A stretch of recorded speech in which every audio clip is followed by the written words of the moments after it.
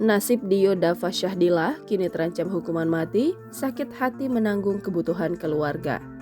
Dio kini terancam hukuman mati karena dikenai pasal pembunuhan berencana. Keluarga korban pembunuhan di Dusun Prajen, Desa Mertoyudan, Kecamatan Mertoyudan, Kabupaten Magelang meminta kasus tersebut ditindaklanjuti sesuai dengan aturan hukum.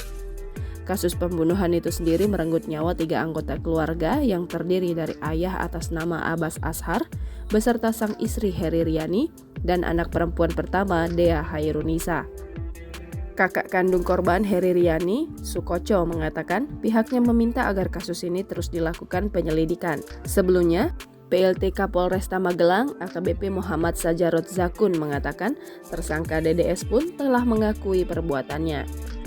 Adapun racun zat arsenik yang digunakan pelaku untuk membunuh 3 anggota keluarga, lanjutnya didapatkan melalui pembelian secara online. Percobaan pembunuhan yang dilakukan Dio Dava dan keluarganya ternyata bukan yang pertama. Sebelumnya ia pernah meracuni minuman keluarganya namun tak berhasil. Percobaan pertama yang dilakukan Dio Dava dengan mencampurkan zat kimia mematikan itu ke es dawet. Sang ART yang bernama Satinah menyatakan 3 hingga 4 hari sebelum kejadian tragis itu, ayah, ibu, dan kakak tersangka keracunan es dawet. Namun kala itu dapat tertolong, ibu dan kakak perempuan tersangka Deo sudah sembuh.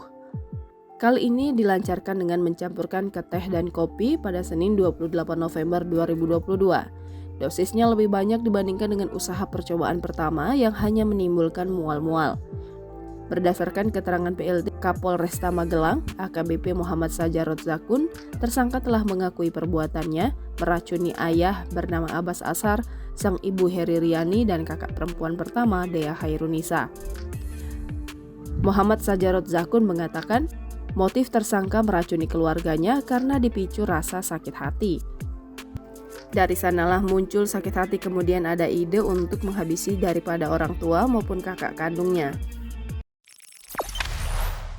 Jangan lupa subscribe, share, komen, dan like ya.